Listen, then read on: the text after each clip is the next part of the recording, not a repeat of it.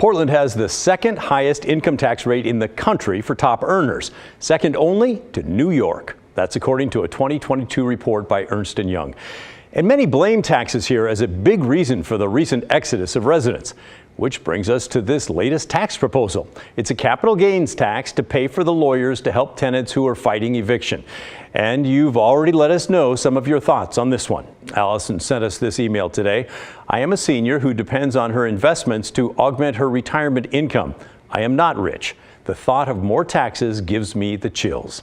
And how about this from Veronica?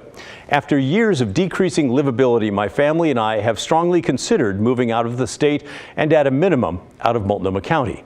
She goes on, when we heard about this measure, any doubt about moving has been removed and we plan to sell our house in the summer to avoid being taxed.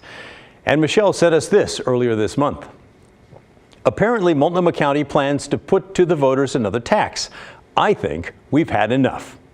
But supporters of the tax say, whoa, whoa, whoa, whoa, whoa. This is to help people stay in their homes. And that will in turn help the homeless crisis from getting any worse than it already is. But there are some big names among the local leaders who are already out against the tax. That includes Portland Mayor Ted Wheeler. Brittany Falkers has our story. Unfortunately, eviction is one of the hardest things to come back from and leads to chronic homelessness. Why have a tax on housing when we know we have an affordability crisis? This May, voters will see Measure 26238 on the ballot, a new tax to provide free legal representation to people facing eviction. It would levy an adjustable countywide capital gains tax, initially set at 0.75%. It's a tax the federal government already collects based on the profit made from selling an investment. Anything from stocks, real estate, mutual funds, cryptocurrency, and other capital assets. Proponents, like Eviction Representation for All, hope the new tax will raise $12 to $15 million a year. Colleen Carroll is a volunteer organizer. She says the eviction process is complicated and difficult to navigate. This measure would provide early intervention before people are forced out. These are important steps that allow people to stay in their homes and for us to reduce unnecessary evictions through supporting those tenants through whatever the issue is. But it's almost impossible for tenants to do that on their own. The vote this May has been in the works for about 2 years. The Portland Business Alliance has been fighting it. And so we got involved because here's a proposal that asks voters to raise taxes, and in large part on housing, in the middle of a housing crisis. And so it's our responsibility to stand up to proposals like this that may be well intended to help get tenants representation, but that impact the very thing that we know is driving our region to a place of unaffordability. The Portland Business Alliance says the measure would have a dramatic impact on anyone trying to sell their home. Any appreciation in that home since you purchased it, and at today's rates, that number is growing at a significant pace, you would be paying a tax on that gain between when you bought it and when you sell it. Metro and Multnomah County voters already passed big income tax measures for the homeless and preschool for all. The next year, in 2021, more than 12,000 people moved out of Multnomah County. Some told us it was because of high taxes and not seeing much for it. But proponents say this tax and the legal representation it will provide is needed coming out of the pandemic, and with Oregon landlords able to raise rents by about 14% this year. Eviction and displacement is a huge issue in our community. We know that tenants are struggling both before the pandemic, but then definitely through the pandemic, right? Every tenant is at risk of an eviction. We need to be able to address displacement in our community at every stage.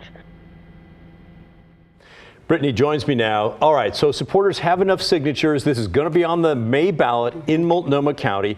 They've obviously have some support, but then there's been pushback too, right? Yeah, we've seen a lot of pushback, and a lot of it comes from two major things. So this is an adjustable rate. So it starts at 0.75%, but that can change really depending on the county's annual reports. It could go up, it could decrease. Some analysis says that it will for sure go up. But then there's also the factor that this applies to everyone, no matter what your income level is. Wow. Local accounting firm Perkins & Co. Co.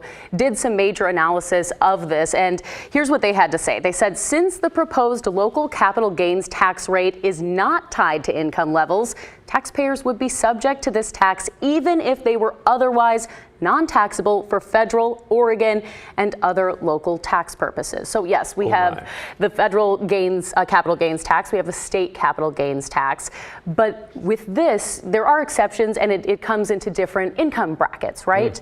With this capital gains tax, it doesn't matter what your income level is, so you might not be subject to that state capital gains, you might not be subject to that federal, but you will for sure be subject to this 0.75%. And that also includes retirees who might want to dip into their savings from retirement.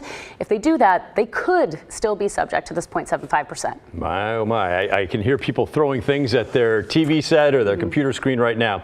And I know that there's a number of political leaders that have come out against this, including the mayor and others. Yeah, we've seen it from the mayor, Portland mayor, of course, Ted Wheeler, but then Metro Council President Lynn Peterson has also come out against it. And there seems to be a common thread here. It's that while this is well intended, it's just not the right plan. So this is what Lynn Peterson had to say in a statement here to KGW. She said, Measure 26238 is unnecessary, confusing, and expensive. It will create a new local tax on all Multnomah County residents, regardless of income or ability to pay, including seniors trying to afford retirement, small business owners who are investing in our community, and middle-class families.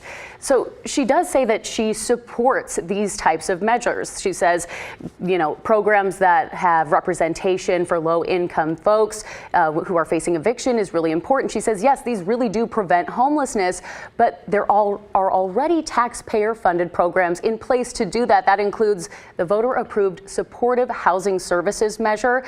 That affects individuals who make $125,000 or more, or couples who make $200,000 or more. So these are considered high earners here. Peterson's office also sent us some numbers looking into that specific program. And that's according to the Joint Offices of Homeless Services. They say in Multnomah County, emergency rent assistance and legal representation funded by the SHS tax, combined with other local, federal, and state funds, have prevented evictions for 9,320 people in Multnomah County in just the first 18 months. So big argument here is we already have a lot of taxes. Yeah, do we need more? Do we need more taxes? We already have programs in place that are being funded through local taxes combined with state and federal funds. And that Lynn Peterson that you were quoting, she's the president of Metro, right? So which already handles some of those tax monies. So she certainly knows what she's talking about. And I think when she speaks, a lot of people listen. Yes, definitely. So it'd be interesting to see how this goes.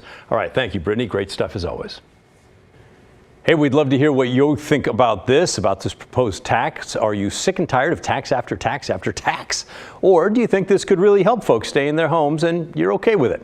Send us an email, will you? The address is thestory@kgw.com, or call and leave a voicemail, 503-226-5090. Doesn't matter whether you're watching it live or watching it later, we want to hear from you.